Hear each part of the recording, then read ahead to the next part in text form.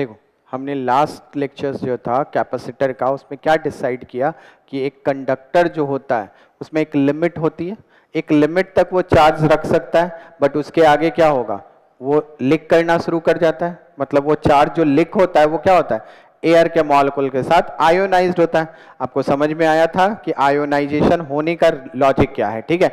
मतलब जो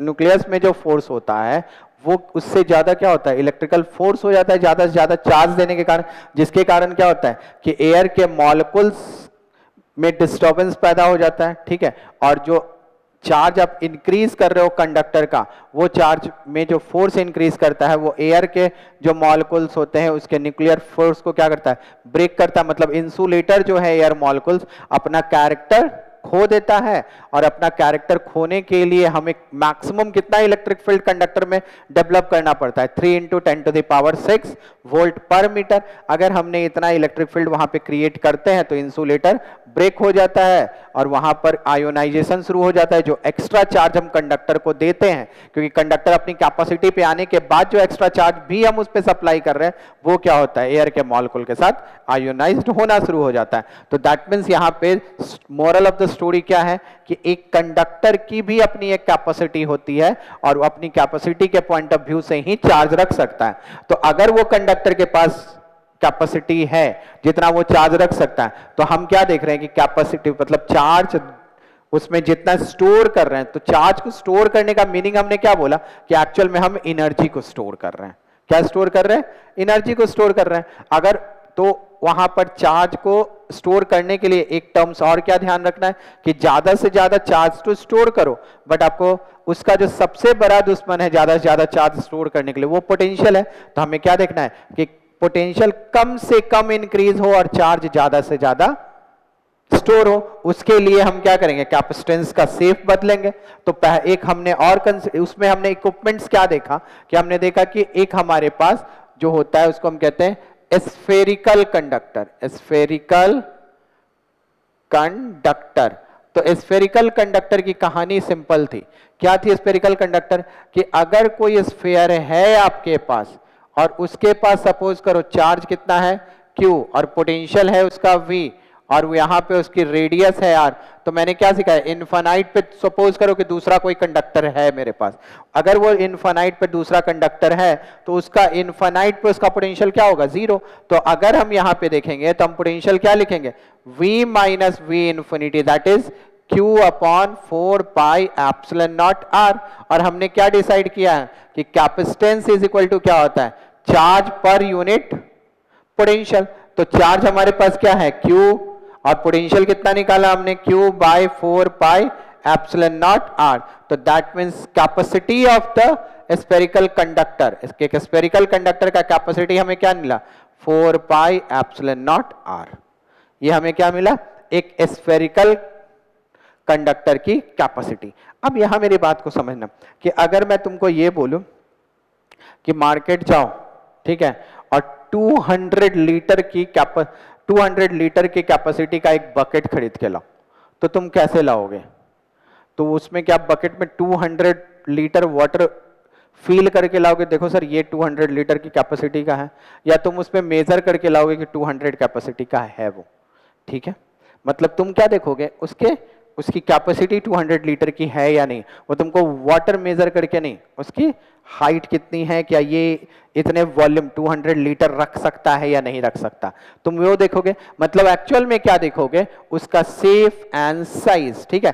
तो capacitor is independent of the charge, depends upon a shape and size. देखो C is depend upon a R, not depends upon a charge.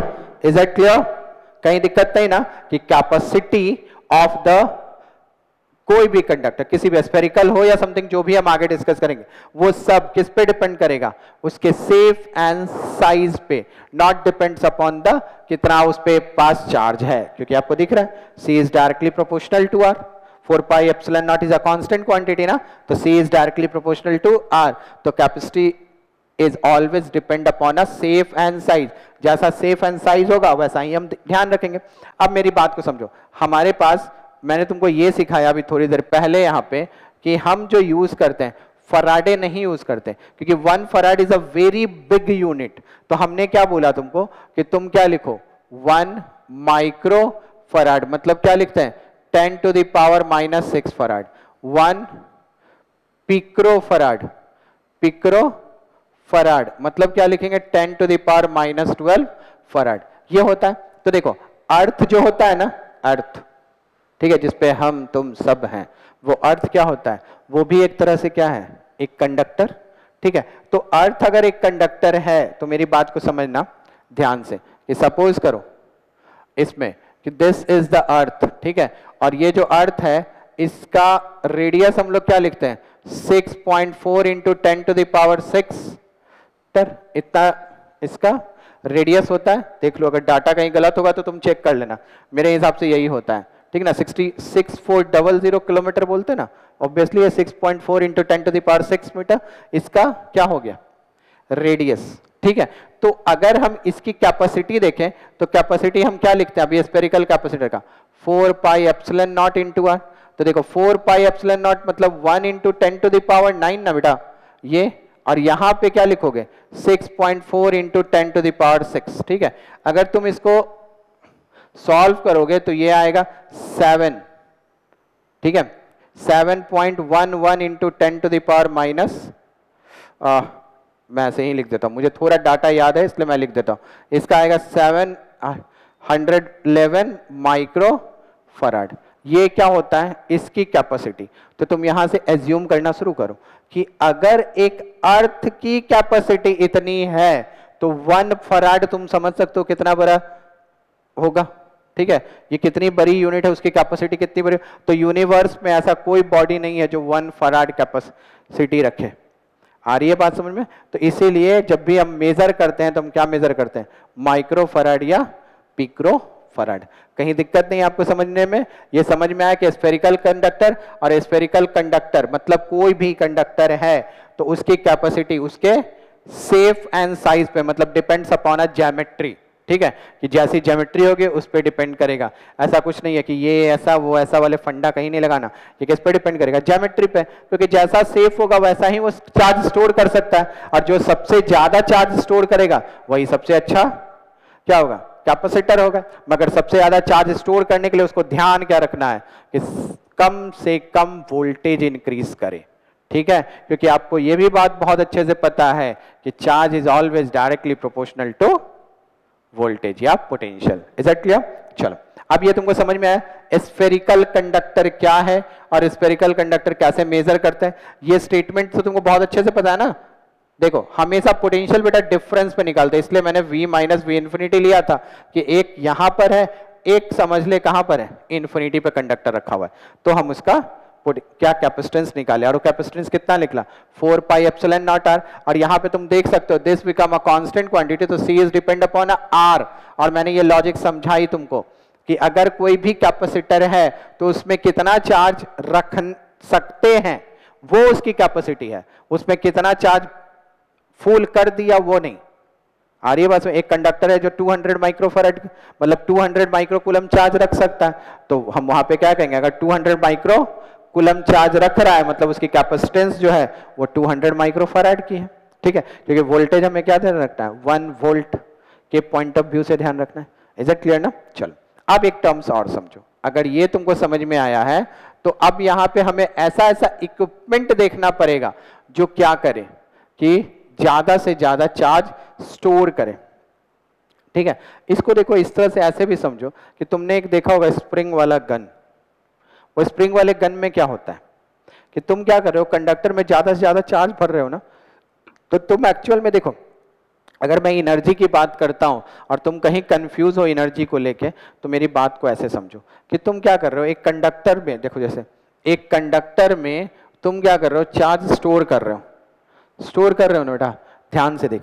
तो एक charge Q आया, फिर दूसरा क्यू आया, तीसरा क्यू आया, तीसरा क्यू आया, तो क्या हो रहा है सबके बीच रिपल्सन हो रहा है, इंटरैक्शन हो रही है सबके बीच, तो रिपल्सन। और तुम क्या कर रहे हो जबरदस्ती एक फोर्स लगा रहे हो, चार्ज देके तुम क्या कर रहे हो जबरदस्ती का एक इलेक्ट्रिक फोर्स लगा रहे हो, मतलब एक जबरदस्ती का काम कर रहे हो जिसके कारण इसका क्या हो रहा है कैपेसिटी चेक कर रहे हो।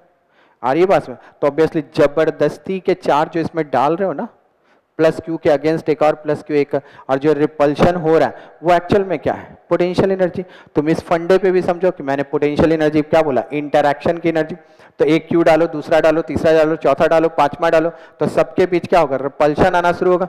तो एनर्जी आपको समझ में आएगी कि यहाँ पे क्या हो रहा है, चार्ज को रखना मतलब एक्चुअल में क्या कर रहे हैं हम, एनर्जी को स्टोर कर रहे हैं। ठीक है, तो कैपेसिटर का काम क्या होता है, चार्ज को अपने अंदर समा के रखना, मतलब एनर्जी को स्टोर करके रखना।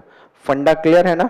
चलो अब ध्यान से देखो, मैं बार बार इसलिए जोर दे रहा हूं कि जब हम न्यूमेरिकल में आएंगे तो ये फंडा बहुत इंपॉर्टेंट हो जाता है। ठीक है, अब यहां देखो कि जब हम स्फेरिकल कंडक्टर, अब देखो एक और इक्विपमेंट की बात करते हैं। ठीक है, और वो इक्विपमेंट क्या है समझो। ठीक है, पहले कंडीशन समझो फिर उसका नाम समझना। जैसे सपोज करो मेरे पास एक कंडक्टर है ऐसा, ठीक है, ऐसा कंडक्टर है। अगर इसको मैं देखो, मैं अगर इसको जैसे गोल इस तरह का कंडक्टर ऐसे देख रहे हो, अगर तुम साइड व्यू बेटा इसका देखोगे तो ये तुमको कैसा दिखेगा, इस तरह से ऐसा दिखेगा ना, प्लेट टाइप का। तो देखो अगर ये इस तरह से प्लेट है और इस पे तुम क्या कर रहे हो, चार्ज बढ़ा रहे हो, चार्ज डालना शुरू किया। ठीक है, तो अगर तुम इसको चार्ज इस पे डाल रहे हो तो इसकी कहानी क्या होगी, ये भी कंडक्टर है तो एक टाइम क्या होगा, ये फुल होने लगेगा। ठीक है, जैसे ही ये पूरा फुल होता है मतलब यहां पर क्या हो गया कि अब ये फुल हो चुका, अब ये नहीं रख सकता, मतलब इसकी पोटेंशियल भी बढ़ चुकी है और ये भी बढ़ चुका है, चार्ज भी स्टोर होना कम हो गया। मगर हमें क्या करना है, नहीं और चार्ज रखना है इस प्लेट पे। अब क्या करें, क्योंकि जितना ज्यादा चार्ज रखेंगे उतना ज्यादा एनर्जी स्टोर कर सकते हैं, तो हमें और ज्यादा रखना है। क्योंकि अब देखो लॉजिक को समझना, जैसे जैसे चार्ज रखोगे ना तो तुमको ये पता है कि पोटेंशियल भी इंक्रीज करता है। ठीक है, तो ऑब्वियसली बढ़ने लगेगा, और हमें हमेशा से पता है कि चार्ज को स्टोर करने का सबसे बड़ा दुश्मन है पोटेंशियल। क्योंकि पोटेंशियल इस तरह से इंक्रीज करना शुरू होगा कि ब्रेकडाउन जल्दी आ जाएगा, और जब ब्रेकडाउन जल्दी आ जाएगा तो फिर हम क्या करेंगे, कम से कम चार्ज स्टोर होने लगता है। तो हमें ऐसा करना है कि ब्रेकडाउन जल्दी ना आए, और उसके लिए मतलब इंसुलेटर जो है कंडक्टर बनने की कोशिश ना करे। ठीक है ना, तो ब्रेकडाउन ना आए उसके लिए हमें क्या करना पड़ता है कि कुछ ऐसा कंडीशन यूज करें कि पोटेंशियल कम बढ़े, चार्ज ज्यादा बढ़े। ठीक है, तो यहां पे जैसे जैसे चार्ज रख रहे थे तो इस पे पॉजिटिव चार्ज डेवलप हो रहा था, ये बढ़ता जा रहा था, बढ़ता जा रहा था, बढ़ता जा रहा था, और एक टाइम क्या हुआ, ये फुल हो गया। ठीक है, तो फुल हुआ तो इसको एक्सपेरिमेंट्स के पॉइंट ऑफ व्यू से ऐसा कहते हैं कि तुम ऐसे समझो कि जैसे ही ये था, ये क्या था, कंडक्टर है, मेटल प्लेट टाइप समझो इसको, तो ये ऐसा है। तो क्या किया गया कि कहीं से मेरा मन किया, ठीक है, ऐसे ही समझ लो तुम कि मेरा मन करता है, ठीक है ना, कुछ करने का, तो हाँ, तो वैसे ही मेरा कुछ मन किया। ठीक है, अब क्या करने का वो एक्सप्लेन बाद में करेंगे, नहीं करेंगे, पक्का नहीं करेंगे। ठीक है, कैसा है, तो ये चार्ज इस पे डाला। ओके, अब यहाँ पे क्या है कि सपोज करो मेरा मन क्या, मैंने क्या किया, एक और मेटल प्लेट यहाँ पे रख दिया, ऐसा एक और इसके पास एक मेटल प्लेट लाके रख दिया। अब ये जैसे ही मेटल प्लेट लाएं तो लॉजिक बताना क्या होगा, क्योंकि ये मुझसे बेटर तुम जानते हो कि जैसे ही मेटल प्लेट लाएं तो देखो मेरी बात को समझो। अभी क्या हो रहा था कि जैसे ये कंडक्टर रखे थे ना, तो इसके पास मैं ये समझ रहा था कि 100 माइक्रोकूलम का चार्ज ये स्टोर कर रहा है। ठीक है, और उसको स्टोर करने में इसकी पोटेंशियल जो है वो 100 वोल्ट हो गई। ठीक है, क्योंकि पर यूनिट बढ़ रहा था, तो ये क्या हो गया, पोटेंशियल 100 वोल्ट हो गया। क्लियर है, ऐसा हो गया। अब हमने क्या किया कि जैसे ही इसके पास एक मेटल प्लेट लाएं तो सडन एक चमत्कार हो गया। ठीक है, और वो क्या हो गया कि ये जो 100 वोल्ट जो था अब वो घट के 70 वोल्ट 70 वोल्ट हो गया। ठीक है, मेटल प्लेट लाते ही। ठीक है, अब जैसे ही पोटेंशियल कम हुआ ऑब्वियसली इसको ये चार्ज और रखना शुरू किया, क्योंकि 100 कूलम में इतना पोटेंशियल आ गया, मतलब ब्रेकडाउन आने की स्थिति आ गई थी। और जैसे ही ब्रेकडाउन आने की स्थिति मतलब ये लीक करने की कंडीशन में था, जैसे ही तुमने इसके सामने एक नया प्लेट रखा तो ये पोटेंशियल घट के कितना हो गया, 70 वोल्ट हो गया। मतलब 70 वोल्ट होने का मतलब इसका पोटेंशियल डिक्रीज हो गया, पोटेंशियल डिक्रीज हो गया मतलब और चार्ज डालो। ठीक है, इसमें आप क्या करेंगे, और चार्ज इंक्रीज करने लगेंगे, और चार्ज इसके अंदर इंटर होना शुरू हो रहा है। अब जैसे ही और चार्ज इंटर हो रहा है तो तुम्हारे दिमाग में चलेगा कि ये क्या है, क्या बोल रहे हो, 100 से 70 आ कैसे गया, तो नहीं आ जाता है। अपन देखो ये चीज पढ़े हो तुम, जैसे ही तुमने प्लस लाया यहाँ पे और दूसरा मेटल प्लेट रखा तो तुमने एक चीज पढ़ा, इंड्यूस होता है ये, और ये क्या करेगा, इस तरफ निगेटिव चार्ज डेवलप कर देगा। ठीक है, और इसके पॉजिटिव चार्ज यहां आ जाएंगे। बोलो सही है, ठीक है। अब मुझे बताओ पोटेंशियल का फॉर्मूला, पोटेंशियल जैसे ही डिस्टेंस बढ़ाओगे तो पोटेंशियल बढ़ेगा या घटेगा? बोल ना। पोटेंशियल में अगर डिस्टेंस बढ़ाएंगे तो क्या होगा? क्योंकि पोटेंशियल की कहानी क्या है? के क्यू बाय आर। तो ऑब्वियसली डिस्टेंस के बढ़ने से पोटेंशियल क्या होता है? घट जाता है। ठीक है, तो अब मेरी बात को ध्यान से समझ कि ये निगेटिव चार्ज है, ये निगेटिव चार्ज है। ठीक है, इस तरह से ये निगेटिव चार्ज है, तो ये सोच निगेटिव चार्ज का V1 यहां पे पोटेंशियल सपोज करो इतने यहां पे पोटेंशियल डेवलप करेगा निगेटिव चार्ज के कारण, और निगेटिव चार्ज के कारण सपोज करो तुम्हारे पास पोटेंशियल आ गया कितना? -60 वोल्ट। उसने डेवलप किया, किसने? निगेटिव चार्ज ने। करेगा ना, निगेटिव चार्ज आ रहा है तो इतना हो गया।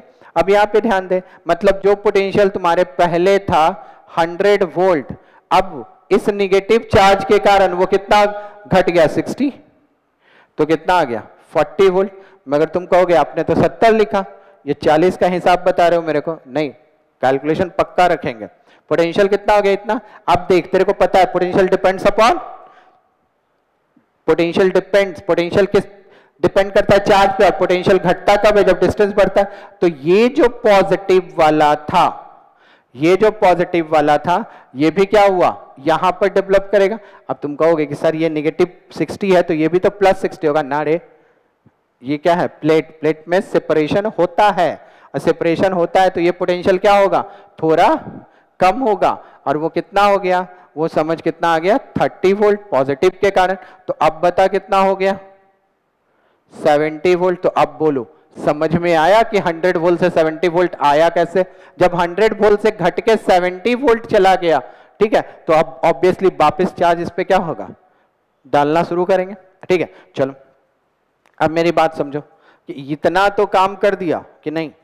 चलो आपकी बात सर मान ली, ठीक है, कि आपने जो कहा वो समझ में आया कि हाँ पोटेंशियल 70 वोल्ट हो गया। अब अगर पोटेंशियल 70 वोल्ट हो चुका है, मतलब चार्ज फिर से बढ़ना शुरू किया। ठीक है, अब चार्ज जब बढ़ने लगे तो क्या हुआ?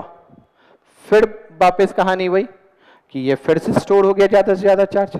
अब जैसे ही ज्यादा से ज्यादा फुल हो गया, फिर वापस लीक करने लगा।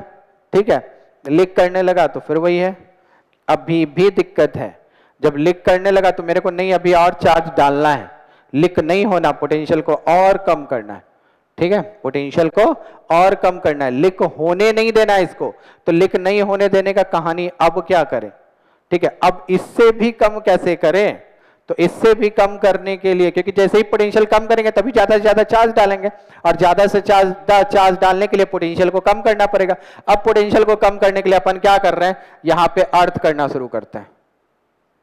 देखो ये हुआ। अब अर्थ क्या है? अर्थ के पास भैया बहुत स्पेस है, बहुत बड़ा। ठीक है ना, क्लियर है? क्योंकि हम भी, तुम भी, सब भी, दुनिया में हर कोई यहीं रह रहे हैं। ठीक है, तो अर्थ क्या है? Earth is again one type of conductor. तो अर्थ के पास जब इतनी ज्यादा स्पेस है, ठीक है, तो वो क्या करेगा? ये पॉजिटिव चार्ज क्या हो रहा है? अर्थ करना शुरू करते, पॉजिटिव चार्ज इसके पास गया। ठीक है, तो वो कहेगा अच्छा आओ रहो, मेरे पास बहुत जगह है।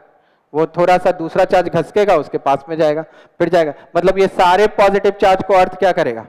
अपने अंदर रख लेगा। ठीक है, या फिर लॉजिक ऐसे समझो कि अर्थ से निकलने वाला जो नेगेटिव चार्ज होगा, इस पॉजिटिव चार्ज को क्या करेगा? न्यूट्रलाइज कर लेगा। और जैसे ही ये पॉजिटिव चार्ज को न्यूट्रलाइज किया तो देन 30 वोल्ट क्या बन गया? ये 30 वोल्ट अब 0 वोल्ट पे आ गया। तो कहानी वापस आओ, अब ये 70 वोल्ट कहां चला गया? 40 वोल्ट पे। बोल डन है ना? अब 70 वोल्ट जैसे ही, देखो पहले 100 था, फिर हमने क्या किया? 70 वोल्ट लाया, फिर हम घटा के कहां जा रहे हैं?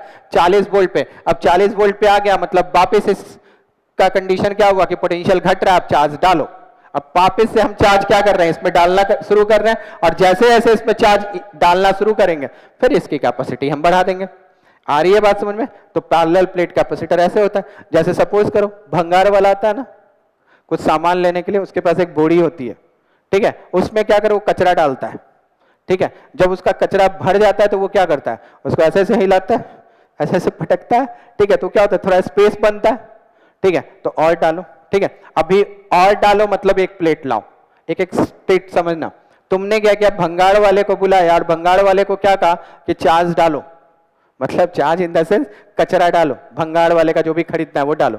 उसने अपनी बॉडी में डालना शुरू किया, डाला, उसका बॉडी भर गया, ठीक है। अब वो क्या कर रहा है, अब उसको स्पेस बनाना है, तो जैसे चार्ज को स्पेस बनाने के लिए हम क्या कर रहे हैं, पोटेंशियल कम करने के लिए एक प्लेट लेके आ रहे हैं, वो क्या कर रहा है, उसको ऐसे से हिला रहा है, ऐसे से पटक रहा है, तो थोड़ा स्पेस बना, ठीक है।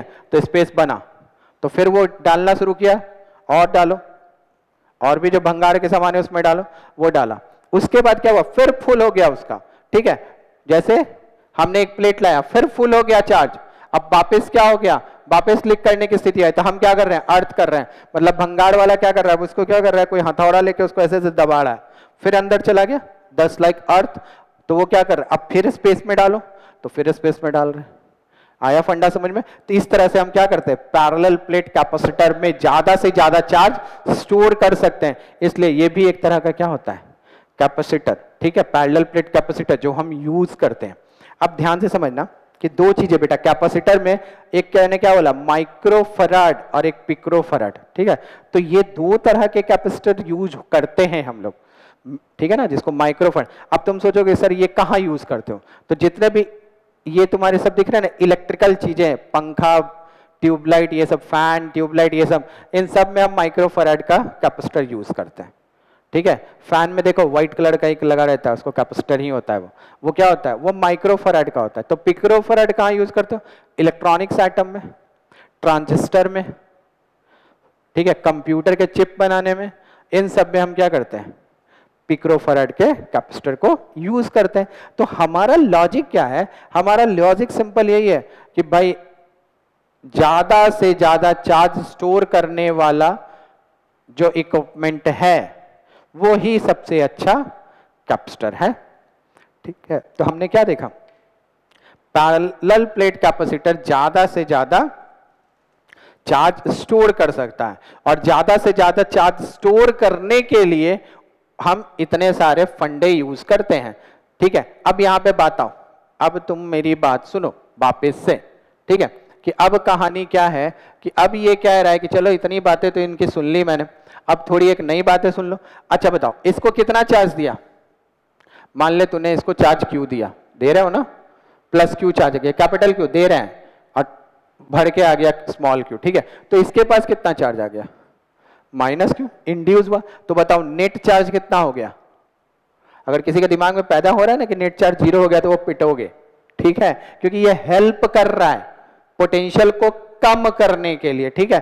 बट ये क्या है, स्टोर ऑफ द चार्ज, तो इस पर नेट चार्ज कितना है, क्यू, नॉट फॉर जीरो, तो फिर तो कहानी खत्म, इसकी जरूरत क्या।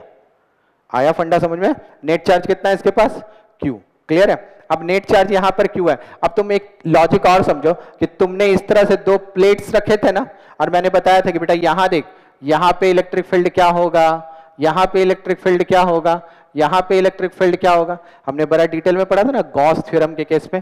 तो तुमको वहां पे मैंने बहुत अच्छे से बताया था एक टर्म कि इलेक्ट्रिक फील्ड का डायरेक्शन कहां होता है, निगेटिव टू पॉजिटिव या पॉजिटिव टू निगेटिव।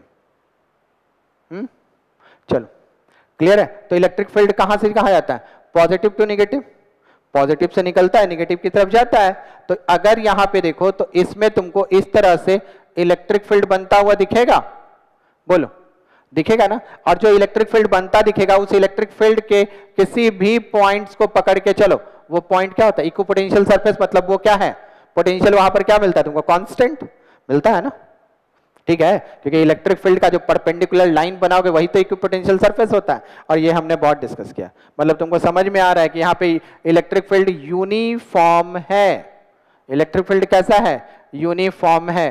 तो अब मुझे थोड़ा ध्यान से बताओ कि अगर ये प्लस सिग्मा है और ये माइनस सिग्मा है, तो in between the plate electric field क्या होगा, आउटसाइड द प्लेट इन क्या होगा, और इधर मतलब लेफ्ट और राइट साइड में क्या होगा। तो देख जितना ये बनाएगा इधर से कंसीडर कर, ये तो कहानी खत्म है, वो कहानी खत्म है, ये तुमको समझ में आ रहा है, ठीक है ना। तो यहां पे लॉजिकली क्या होगा, इस पॉइंट पर ये प्लस है ये माइनस है, तो यहां पे इलेक्ट्रिक फील्ड क्या लिखते हैं, यहां पे इलेक्ट्रिक फील्ड हम लोग क्या लिखते हैं, सिग्मा बाय एप्सिलॉन नॉट, लिखते हो ना, कितना लिखते हो, सिग्मा बाय एप्सिलॉन नॉट। चलो अब इसको थोड़ा सा अच्छे से बनाते हैं, देखो अब पैरेलल प्लेट कैपेसिटर की वैल्यू क्या होती है इस पे डिस्कस कर लो। देखो अगर हम बात कर रहे हैं किसकी, पैरेलल प्लेट कैपेसिटर, ठीक है। तो अगर मैं बात करूं पैरेलल प्लेट कैपेसिटर की, तो पैरेलल प्लेट कैपेसिटर में ये रहा मेरा पैरेलल प्लेट, ठीक है, क्लियर है। इसका मैं एरिया, प्लेट का सरफेस एरिया, सरफेस एरिया अगर हम प्लेट का ए ले रहे हैं और इनके बीच का सेपरेशन डी लिया, ठीक है, तो इस पैरेलल प्लेट कैपेसिटर में तुमको पता है this is the positive charge, this become a negative charge, ठीक है, ये नेगेटिव है, ये क्या हो जाएगा सिग्मा और ये माइनस सिग्मा। तो इन बिटवीन इलेक्ट्रिक फील्ड कितना आ रहा है प्लेट के अंदर, सिग्मा बाय एप्सिलॉन नॉट, मतलब सिग्मा, है ना, अच्छा लग रहा है ना। सिग्मा को क्या लिखूं, charge per unit area into epsilon not, ये हो गया इलेक्ट्रिक फील्ड। चल तेरी बात मान ले, मैग्नीट्यूड लिख दिया, डन है। तो ये हो गया इन बिटवीन द प्लेट। जब इन बिटवीन द प्लेट आपको इलेक्ट्रिक फील्ड इतना मिला है तो पोटेंशियल कितना होता है ये बताओ, electric field into separation, this is D, तो ये क्या हो जाएगा Q by A epsilon naught into D, ठीक है। तो हमें कैपेसिटर का फॉर्मूला क्या पता है, Q अपॉन V, बोलो यही पता है ना। तो यहां पे आओ, तो Q by Q D by A epsilon naught, तो Q और Q कैंसिल, ठीक है। तो कैपेसिटेंस पैरेलल प्लेट का क्या हो गया, epsilon not A upon D। अब वापस मेरे फंडे को याद करो तो कि कैपेसिटर इज इंडिपेंडेंट ऑफ, बोलो ना, capacitor is independent of charge, है, दिख रहा है, किस पे डिपेंड कर रहा है, एरिया पे, किस पे डिपेंड कर रहा है, सेपरेशन पे, जितना इसका सेपरेशन इस तरह से।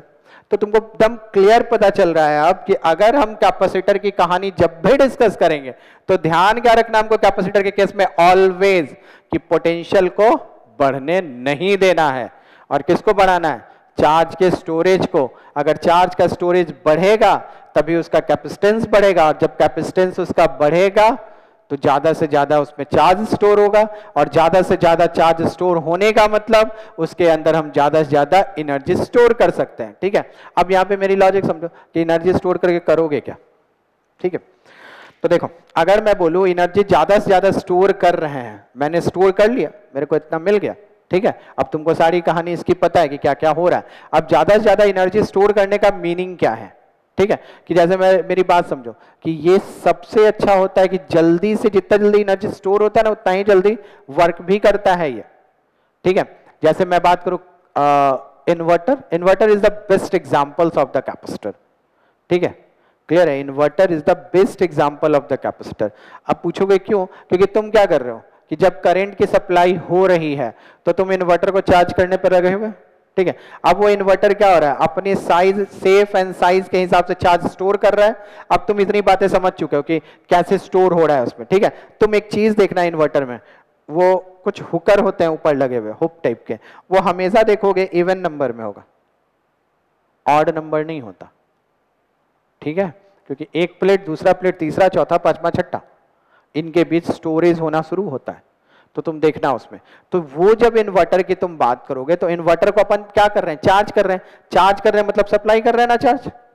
जब सप्लाई करना चार्ज किया तो एक प्लेट सप्लाई हो रहा है तो दूसरा प्लेट क्या हो रहा है, इंड्यूस हो रहा है। अब उसके रेस्पेक्ट में तीसरा प्लेट फिर इंड्यूस हो रहा है, चौथा इंड्यूस हो रहा है, पांचवा इंड्यूस हो रहा है। मतलब अगर मैं ऐसे बोलूं कि ये प्लस है तो इंड्यूस करके माइनस लाया तो इस तरफ प्लस आया, तो इस तरफ क्या हो जाएगा, वापस एक प्लेट लाओ फिर माइनस हो जाएगा। तो तुम नेट देखो, ये क्या कर रहा था, घटा रहा था, ये थोड़ा बढ़ाया, फिर यहां पे ये घटाएगा, ये थोड़ा बढ़ाएगा, तो दैट मींस पोटेंशियल क्या हो रहा है, घट रहा है। नहीं समझ में आ रहा है, देखो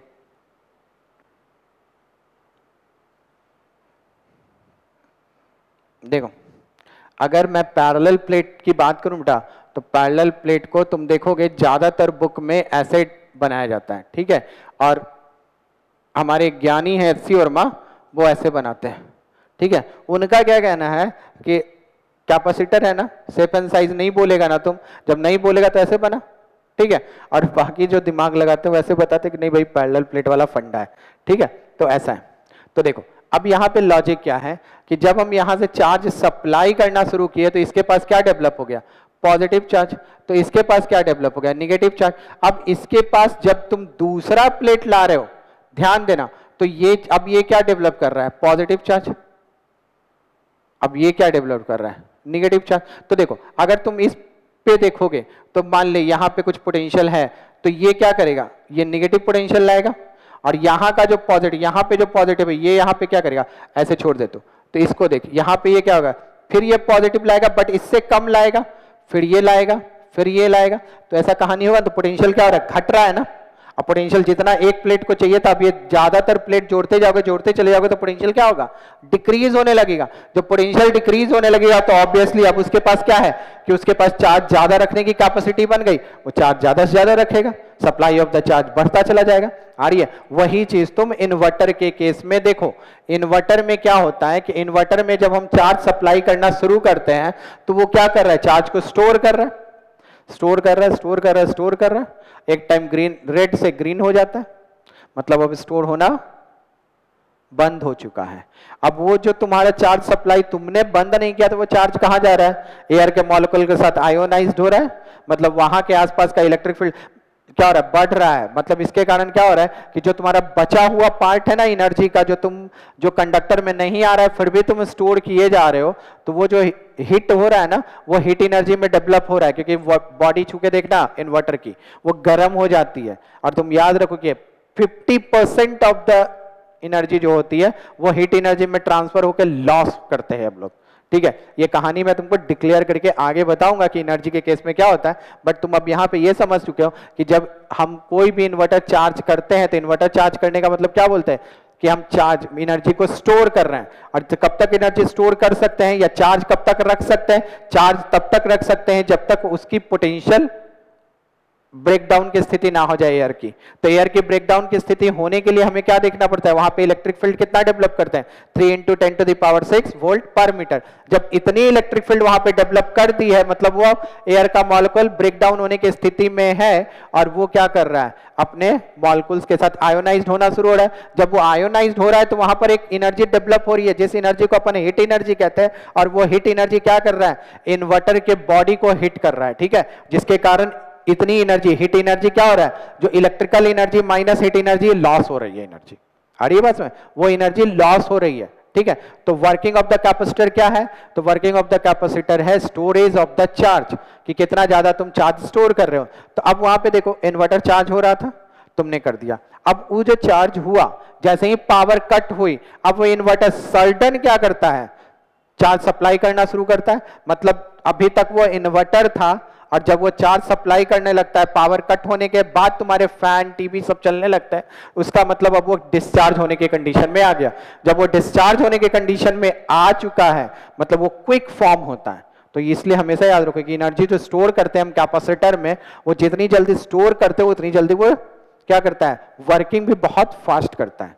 ठीक है, तो अब तुमको समझ में आया कि what is the meaning of the capacitor, what is the meaning of capacitance, और व्हाट इज, और कौन कौन सा इक्विपमेंट यूज करते हैं हम, जिससे हम क्या करते हैं, चार्ज को स्टोर करते हैं।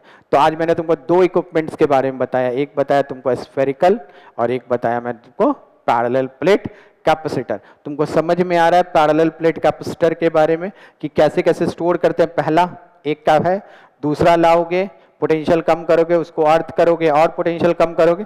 मतलब लॉजिकली अब 2 टर्म्स हमारे पास क्लियर है कि स्फेरिकल कैपेसिटर के लिए फॉर्मूला क्या लिखना है हमको, 4πε0r, और पैरेलल प्लेट कैपेसिटर की बात करें तो हम क्या लिखेंगे, ε0a/d। ठीक है, पैरेलल प्लेट कैपेसिटर की बात करेंगे तो क्या लिखेंगे, ε0a/d। और इससे पहले हमने क्या पढ़ा कि कैपेसिटर इज इक्वल टू क्या होगा, Q/V। ठीक है, जहां पे कैपेसिटर का यूनिट क्या लिखते हैं हम लोग, फराडे, F। मगर बेसिकली यूज क्या करते हैं कैपेसिटर के यूनिट में हम लोग, माइक्रो फराड, जिसको क्या लिखते हैं 10⁻⁻⁶ फराड, या फिर हम लोग क्या यूज करते हैं, पिक्रो फराड। ठीक है ना, फराडे, इसको हम लोग क्या यूज करते हैं, पिक्रो फराड। ठीक है, इसको क्या लिखते हैं 10⁻⁻12। ठीक है, तो ये सारी कहानी आज हम लोगों ने डिस्कस की है और इतनी सारी चीजें आपको समझाई है। अब देखो ये एक्चुअल जिस दिन ये तुमको लेक्चर्स तुम सुनोगे ना 2 जून को, वो मेरा उस दिन मैरिज एनिवर्सरी है, ठीक है। तो उसी दिन मैं इससे रिलेटेड एक डीपीपी भी आपको ग्रुप में अपलोड कर दूंगा, ठीक है। तो देन ध्यान रखोगे इसको। अगर आप जिसको इसमें कोई भी डाउट है कि सर कैसे कुछ हो रहा है या समथिंग कुछ भी, तो देन आप क्या करो, उस डाउट्स को व्हाट्सअप करो, मैं आपको बताऊंगा। एक बहुत एसेंशियल है ये कि देखो मैंने इलेक्ट्रोस्टैट में तुमको कूलम्स पढ़ाया, इलेक्ट्रिक फील्ड पढ़ाया, पोटेंशियल पढ़ाया, डाइपोल पढ़ाया, मतलब जो भी टर्म्स हमने इलेक्ट्रोस्टैट में पढ़े हैं, मैं सोचता हूं कि उससे ज्यादा नहीं, 10 question, only for 10 question, just like advance के लेवल का 10 क्वेश्चन मैं दूं तुमको और तुम एक बार वो टेस्ट करो, ठीक है। मतलब मैं सब्जेक्टिव क्वेश्चंस प्लान करूंगा, तो वो आप टेस्ट करो, देखो आपसे कितने बनते हैं। अगर आप लोगों में से जो बच्चा इसके लिए तैयार है वो मुझे व्हाट्सअप करो, तो हम उस जैसा एक टेस्ट का ऑर्गेनाइजेशन करेंगे, ठीक है, कि देखते हैं आप कितना फुलफिल कर पाते हो उस टेस्ट को, ठीक है। क्लियर है, ये आपको समझ में आया, ठीक है। तो नेक्स्ट लेक्चर्स में हम इससे आगे बढ़ेंगे, ओके।